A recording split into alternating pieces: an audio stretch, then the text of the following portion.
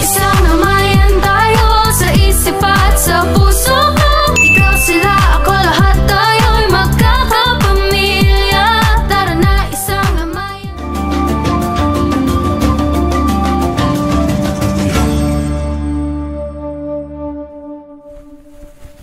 Siguradong lahat tayo sa namayan ay nakadaan na sa lugar na ito.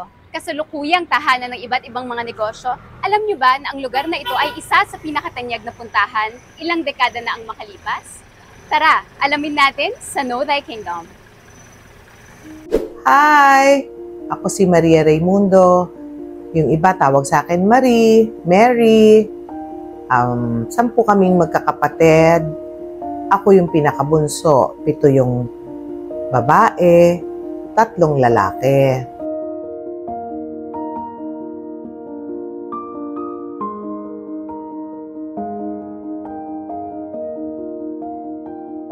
Ang nanay ko ay si Aling Sianing na masipag.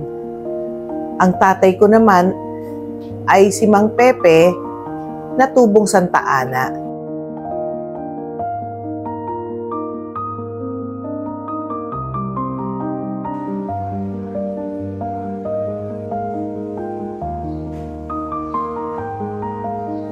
Sa pagkakaalala ko at sa pagtatanong ko sa mga nakakatanda kong kapatid, mga 1964, 65, nag-start yung namin. Since kami yung nasa kantong-kanto ng namayan, naisip ng nanay kong magtinda ng lugaw at saka lumpia doon sa may puno ng duhat na hanggang ngayon nag-e-exist.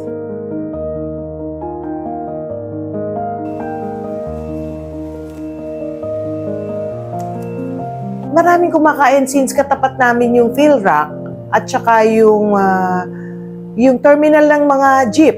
So mga drivers kumakain doon. Hanggang sa masenso yung PhilRock, may mga tanghalian na rin na sineserve, hanggang dinner. And then nag-start magtayo ang EEI. So ang EEI along J. Rizal, ang daming empleyado, walang makainan. Naisip nilang na sa amin na rin sila kumakain. Hanggang sa kesa lumabas yung mga empleyado ng EEI, kinuha na kaming maging canteen concessionaire sa loob ng EEI. Nakilala ang Sianing's Restaurant dahil siya siyempre, unang-una nasa magandang location, nasa kantong-kanto siya. Hindi makakapunta sa dulo nang hindi dadaan sa amin. Yung end ng route ng biyaheng Vergara na jeep, nag-e-end talaga yun dun sa tapat ng bahay namin. Nagkataong yun yung Sianing na so naging tanyag siya na sasabihin, doon ako sa Sianing's bababa. Dahil siya yung end ng route ng jeep. Dumating yung time na ang EEI, lumipat na sa Libis. Medyo nag-start ng bumaba yung yung sales ng tindahan. At the same time, tumanda rin sila. Karoon na kami ng kanya-kanyang buhay, hindi na rin interesadong ituloy yung pagkakantin. Nagkaroon ng yung second generation na nagkaroon ng interest, kagaya nila Kagawa Days, nila Nino, sila na yung naging tao doon, taong bahay doon sa bahay at nagkaroon na rin sila ng negosyo.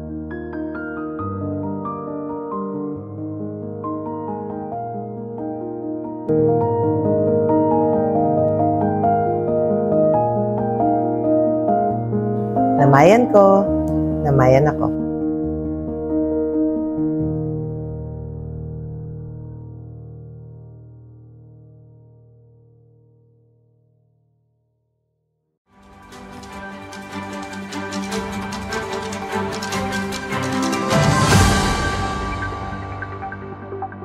Hello mga kabarangay, nandito tayo ngayon sa harap ng Most Sacred Heart of Jesus Chapel kung saan isinasagawa ang taunang sagala sa pangunguna of course ng Namayan Youth Ministry. Kung makikita natin sa likod ko ay nagagandahan at napakamakulay ng mga gowns ng kabataan ng Namayan. Kasabay ito ng selebrasyon ng Mother's Day ngayong taon.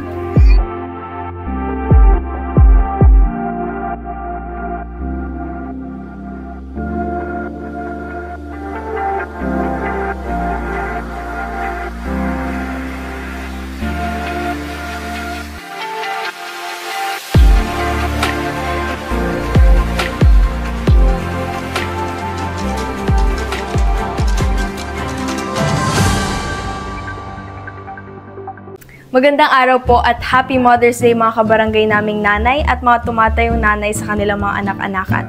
Narito pa rin po tayo sa ganap o ang galing at mga nangyaring pinagmamalaki ng Namayan.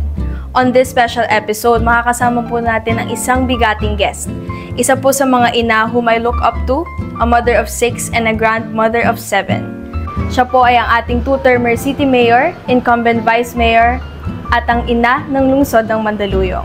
It is my honor to introduce to all of you, Mayora Menchi Avalos.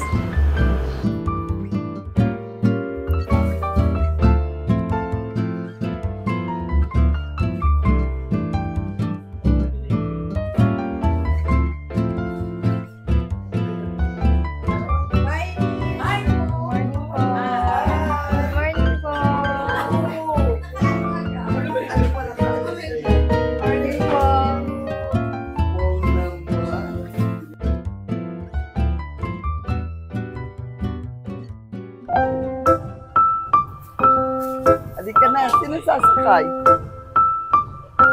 Halika, halika.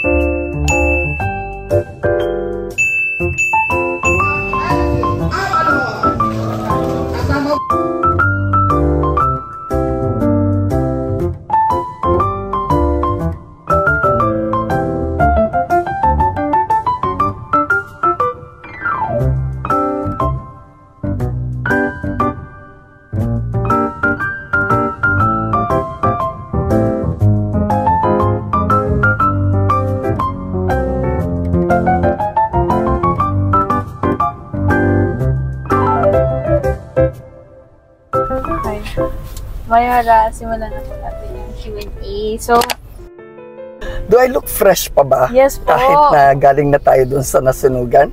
Yes po. Okay, thank you. Actually, moisturizer lang sa gabi. Naglalagay ako. And then, sa umaga, ordinary makeup, that's it. Just foundation. At first, syempre, sunblock. And then, foundation. And then, pressed powder, lipstick, kilay. That's it. Para at least simple lang and at the same time, madali. Kasi tamad din ako mag-makeup. Moisturizer lang sa umaga rin. Yung parang kasama na nun sunblock. And then yung hairdo ko, may taga-ayos ako, which is Yaya Muning. Kaya hindi pwedeng mawala si Yaya Muning kasi walang mag-aayos ng buhok ko. Pag nakita mo yan nakatali lang, ibig sabihin wala si Yaya Muning. Si Yaya Muning din at saka ako. Kukuha ako and then minsan sabihin ko, tulungan, labas muna ako ng damit. Yan. Pero most of the time ako. Just black pants. Sometimes maong, kaya lang mostly black pants. And then polo. Rubber shoes or black shoes. Yan. Para on the go. Ako black shoes lang in a flat. And then rubber shoes para komportable kahit saan ka on the go, kahit na baba ka ng barangay or sa office, at least komportable.